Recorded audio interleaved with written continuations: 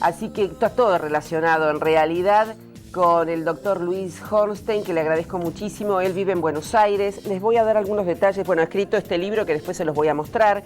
Es médico psicoanalista, premio Conex 2006 en psicoanálisis, preside la Sociedad Psicoanalítica del Sur y la Fundación para la Investigación de la Depresión, que se llama FUNDEP. Es autor de Práctica Psicoanalítica e Historia, Narcisismo, Autoestima, Identidad y Alteridad, muchos libros, Introducción al Psicoanálisis, y bueno, y este es Las Depresiones, Efectos y Humores del Vivir. Así que bueno, le agradezco muchísimo y ya vamos a comenzar con el primer encuentro. ¿Les parece bien? Luis, buen día y muchísimas gracias por abrirnos las puertas de tu consultorio. ¿Qué son las depresiones? Bueno, las depresiones en principio es como está puesto ahí el plural. Hay muchos tipos de depresión. En general se confunde la depresión con el trastorno depresivo mayor o con el famoso trastorno bipolar que está demasiado de moda, pero lo que yo traté de enfatizar cada vez más son las depresiones en la vida cotidiana. Es decir, hay una depresión que tiene que ver con cómo siente una persona, la imagen que tiene de sí misma en relación a la imagen que querría tener. Cuando esa imagen que tiene de sí mismo es muy distinto en ese sujeto o en ese individuo a la imagen que aspiraría a tener, eso supone una disminución de la autoestima, y la disminución de la autoestima es el paso previo a la depresión. Entonces todos tenemos oscilaciones en la autoestima, que cuando son oscilaciones menores o movimientos de todos los cotidianos, no es importante, pero cuando alguien se siente establemente muy por debajo de las expectativas de lo que debiera ser y tener, podemos empezar a pensar en depresiones. Esas depresiones pueden tener que ver con alguna situación de pérdida actual.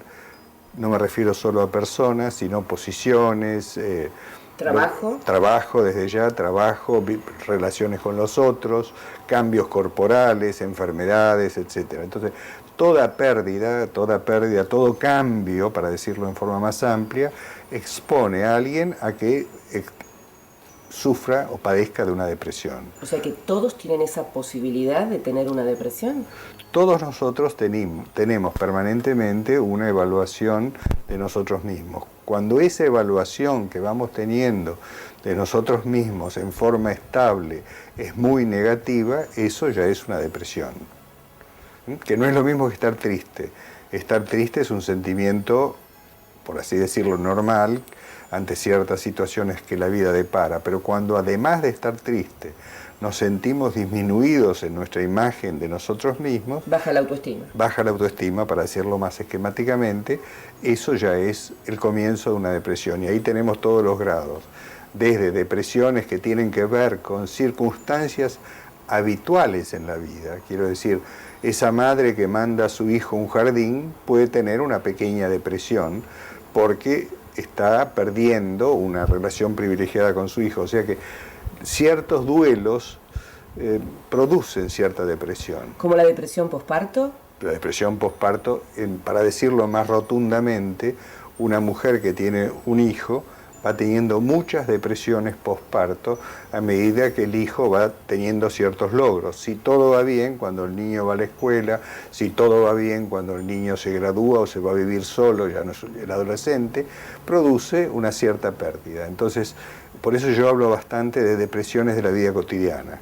Algunas de estas depresiones de la vida cotidiana no requieren para nada medicación, ni siquiera tratamiento, sino un proceso de aceptarlo como parte de los conflictos propios del ser humano. Y otras depresiones, por el contrario, se van complicando porque ante una pérdida o una situación de pérdida, vuelvo a decir, de pérdida de personajes significativos, de muertes, de decepciones amorosas, pero también de pérdidas de proyectos, de ilusiones, cuando eso se prolonga, estamos ante una depresión. ¿En todos los niveles sociales se ve la depresión, o por ahí la gente que realmente le falta el trabajo, tiene grandes problemas económicos? Ahí, por ejemplo, una depresión posparto es como que por ahí no se permite, entre comillas, tenerla porque tiene otros problemas mayores. Cuando la sociedad en particular maltrata a un individuo, digamos, ahí sí se ve mucho más. Supongamos, un señor jubilado que aportó toda su vida y recibe un salario, una jubilación básica de 690 pesos.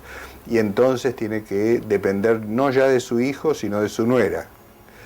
Ese señor está disminuido en su autoestima porque teóricamente trabajó toda su vida para preservar lo que en la tercera edad es muy importante, que es la autonomía. Entonces acá se ve, por ejemplo, como una sociedad que maltrata, o cuando esa persona necesita un hospital público y está a horas y el médico la atiende en pocos minutos, todo eso predispone a la depresión. Es decir, en ese sentido, a diferencia de otras problemáticas psíquicas, la depresión está muy vinculada a lo histórico-social. Y en este caso es una depresión que viene de la fuena. Por supuesto. Que cada vez hubo una época donde había una diferencia muy tajante entre lo que se llamaban depresiones endógenas, o sea, causadas supuestamente por la bioquímica de cada quien, y depresiones ligadas a al diario vivir. Cada vez más esa división se está complejizando, ¿no? Ya no se habla tanto de depresiones endógenas. Efectivamente, aunque hay ciertas depresiones que tienen un componente psíquico, personal, que tiene poco que ver con lo que le está viviendo, y otras depresiones que se llaman depresiones reactivas, que están mucho más vinculadas a lo que está padeciendo esa persona. Ese padecer puede tener que ver con su familia cercana, puede tener que ver con su trabajo, puede tener que ver con la recesión, con la desocupación o con situaciones sociales más amplias. ¿Y la melancolía, Luis?